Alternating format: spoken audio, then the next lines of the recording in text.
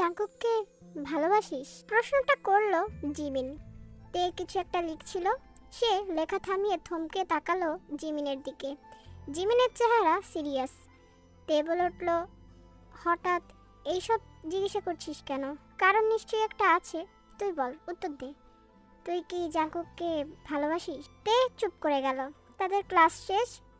Bag কাঁধে নিয়ে তে উঠে দাঁড়ালে জিমিন তের হাত ধরে বলে উঠল, বলবি কি কায়ের সঙ্গে ব্রেকআপের কি এটাই কারণ? তে জিমিনের হাত ছাড়িয়ে বলে উঠল, যদি বলি ভালোবাসি তাহলে কি হবে?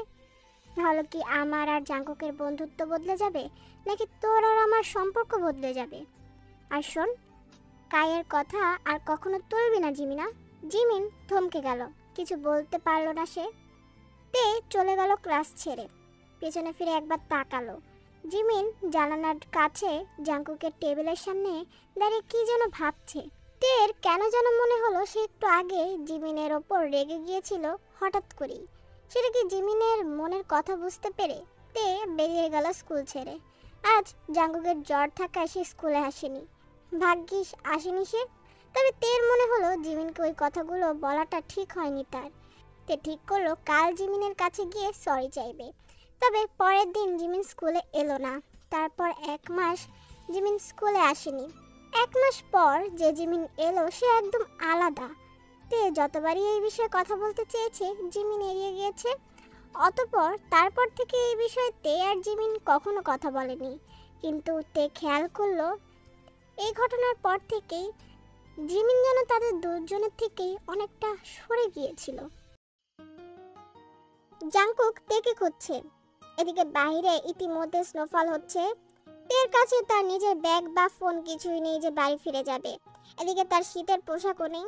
ইউনুর দেওয়া জ্যাকেটটা ওর রাগে সেখানে ফেলে এসেছে। জাঙ্কুক পাগলের মতো তের নাম ধরে ডাকছে। সম্ভব সকল জায়গাতে তেকে জাঙ্কুক খুঁজছে।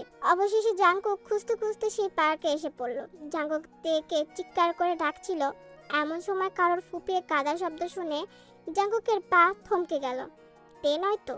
জাঙ্কুক শব্দের উৎস খুঁজতে খুঁজতে একটা স্লাইডের ভেতরে বাচ্চাদের লুকিয়ে থাকা জায়গায় তেকে দেখে তার প্রাণ ফিরে হলো যেন। জাঙ্কুক তেকে ডেকে বলে উঠল, তে বেরিয়ে আয়, ওখানে কি করছিস? তে কিছু বলে না, তবে তার কান্নার শব্দটা কিছুটা মিলিয়ে যায়। জাঙ্কুক আবারও বলে ওঠে, তে। এবার তে চিৎকার করে বলে ওঠে, সমস্যা কি? এখন আলাদ দেখাতে এসেছিস কেন? আলাদ দেখাচ্ছি না, ওখান থেকে বেরিয়ে আয়। বাইরে স্নোফল হচ্ছে, ঠান্ডা লাগবে। লাগুক? তোর কি? তোর গার্লফ্রেন্ডের কাছে যা তুই। নাকি ঘরভর্তি মানুষের সামনে আমাকে অপমান করে তোর মন ভরে?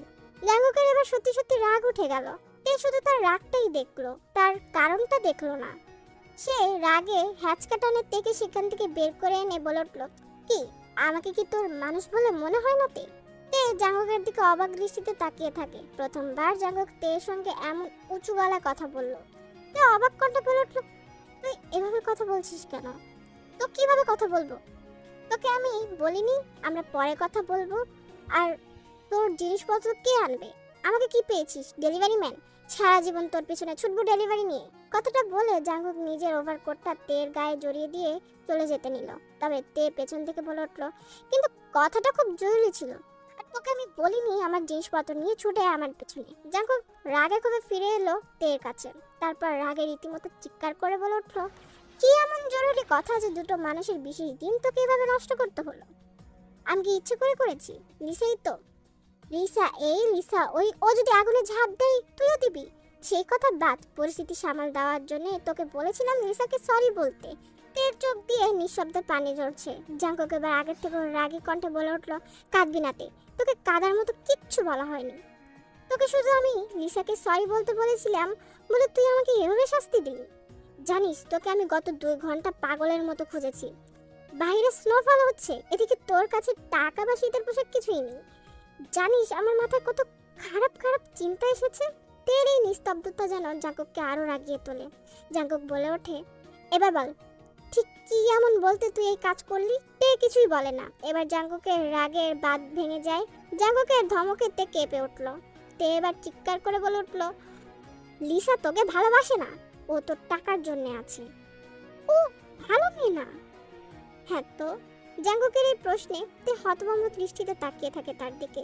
তে হতবাক কণ্ঠে বলে উঠল, লিসা তোকে ভালোবাসে না, ও শুধু তোর পপুলারিটি আর টাকার পেছনে আছে। তুই বুঝতে পারছিস বিষয়টা? তোর কি মনে হয় আমি এতটাই বোকা যে লিসার মতো মেয়ের পরিকল্পনা আমি বুঝতে পারবো না? ওর চোখ দেখলেই তা বোঝা যায়। আমি প্রথম দিনেই সেটা বুঝতে পেরেছিলাম। তাহলে ওর সঙ্গে রিলেশনশিপে গেলি কেন? সেটা আমার ইচ্ছে। আমি তোর হাতের পুতুল না যে তোর ইচ্ছে মতো আমি চলবো। আমি নিজের মর্জির মালিক, আমার যা ইচ্ছে আমি তাই করব। যার সঙ্গে ইচ্ছে তার সঙ্গে রিলেশনশিপে যাব, তাতে তোর কি? তের কান্নায় গলা জড়িয়ে এসেছে। তে তবুও কোনো মতে বলল, তুই কী সব বলছিস জাঙ্কুক? তুই কেন এভাবে কথা বলছিস? তে নিজের কথা পুরোপুরি শেষ করতে পারে না। জাঙ্কুক বলে ওঠে, তা না হলে কি?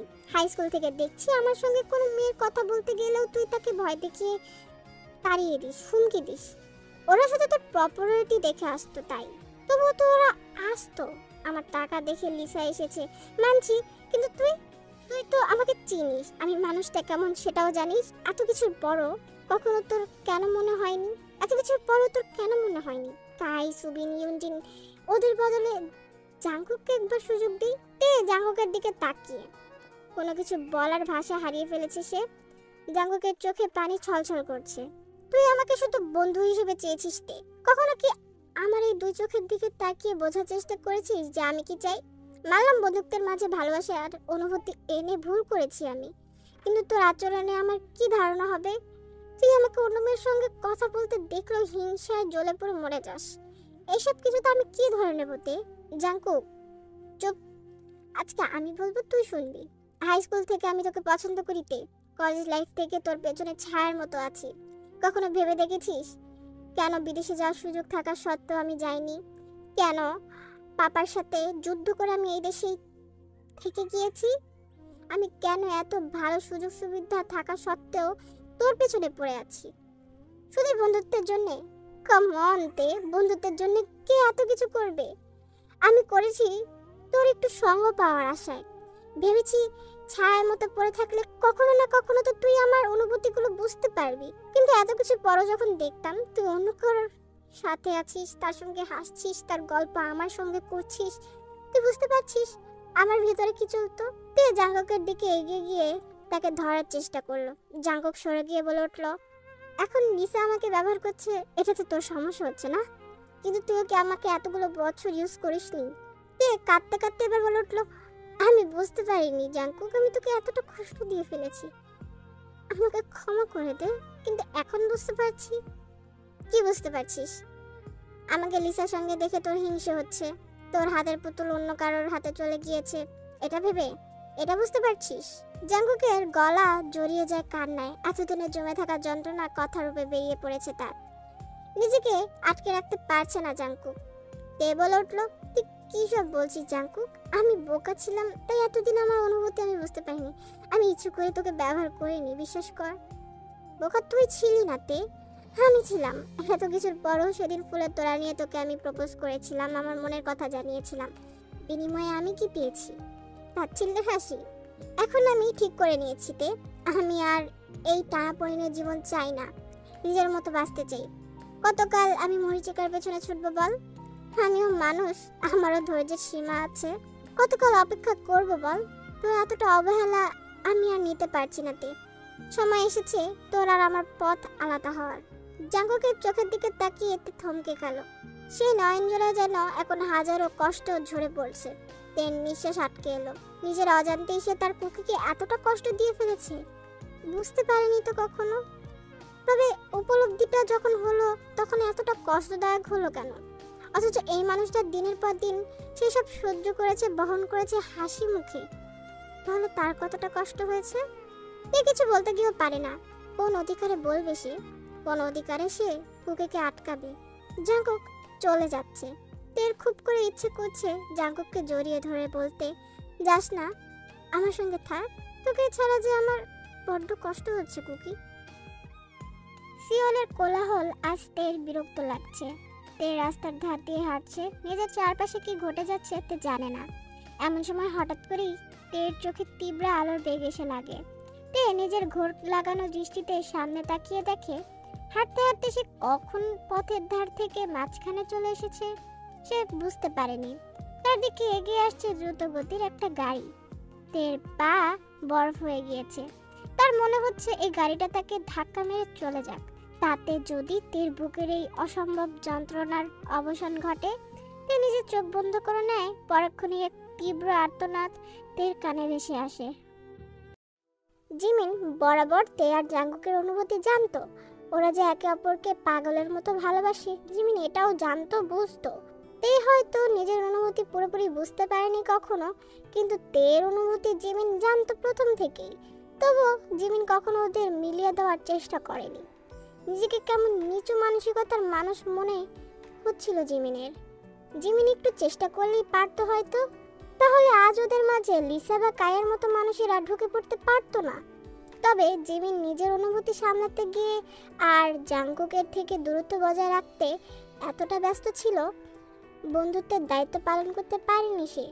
তবে আজ তো জিমিন সুখী, তার একজন প্রিয় মানুষ আছে যে তাকে ভালোবাসে।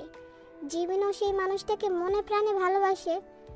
জিমিন আজ ভালোবাসায় পরিপূর্ণ, কিন্তু তে আর জাঙ্কুক, ওদের কি হবে? জিমিনের ভাবনা সুতো কাটে সুগার কথায়। সুগা জিমিনের কাজ ঝাঁকিয়ে বলে উঠল, জিমিন তুমি ঠিক আছো? হ্যাঁ হ্যাঁ ঠিক আছি। নিজেকে দোষারোপ করো না জিমিনা। শোনো, তোমার কোনো দোষ নেই, ট্রাস্ট মি। দোষ আছে সুগা, আমি সব জানতাম প্রথম থেকে, তবু কিছু করিনি। তোমার মাথা এলোমেলো হয়ে আছে, শান্ত হও। চলো আমরা ওদের খুঁজতে যাই। দুজনের মাথা বিগড়ে আছে এখন। জিমিন আর সুগা রেস্টুরেন্ট থেকে বেরিয়ে গেল। কিছুটা সময় খুঁজে সুগার চোখ গেল রাস্তার অন্য ধারে বেঞ্চে মাথা নিচু করে বসে থাকা জাঙ্কুকের দিকে। তের সাথে আর্গুমেন্ট করে জাঙ্কুক এখানে এসে বসে আছে। জিমিন জাঙ্কুককে একা দেখে ছুটে গেল সেখানে। সুগা জিমিনের পিছু পিছু গিয়ে দাঁড়ালো ওর পেছনে।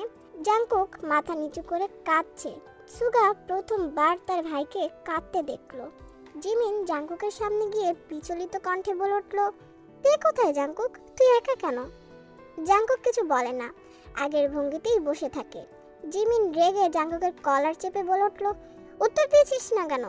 তুই কোথায়? তুই একা বসে আছিস কেন?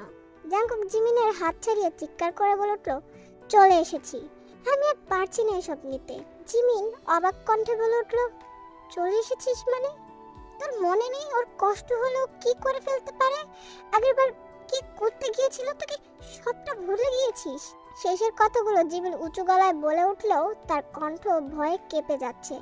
জাঙ্কুক এতক্ষণে যেন নিজের সম্বিত ফিরে পেলে সচকিত দৃষ্টিতে তাকিয়ে থাকলো জিমিনের দিকে।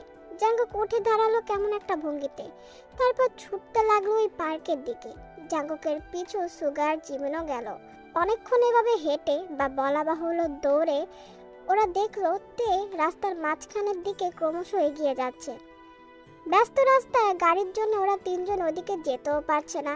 এমন সময় হঠাৎ করে জাঙ্কুক দেখলো তের দিকে একটা দ্রুত গতির গাড়ি এগিয়ে আসছে। জাঙ্কুক আর কিছুর জন্য অপেক্ষা করতে পারলো না, এক চিৎকার করে এগিয়ে গেল তের দিকে।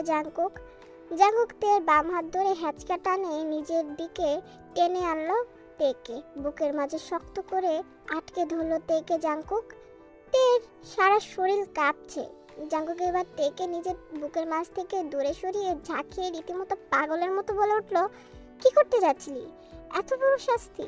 আমি এত বড় দোষ করেছিলাম যার শাস্তি তুই আমাকে এভাবে দিতে যাচ্ছিলি? তে তোর একবারও তোর পরিবারের কথা, আমার কথা, জিমিনের কথা, কারোর কথা মনে পড়লো না?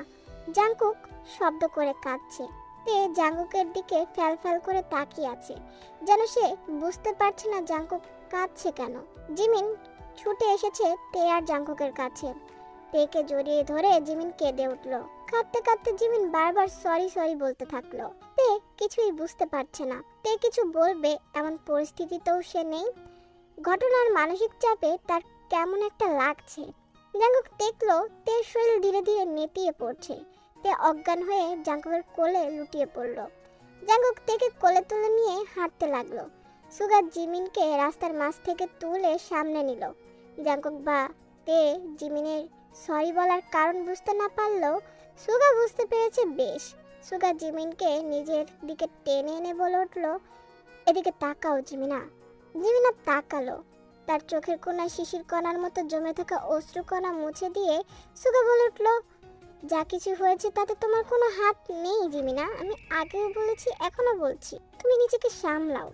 তোমাকে এভাবে দেখলে আমার বুকটা কষ্টে দমড়ে মুচড়ে যায়। প্লিজ কেঁদো না।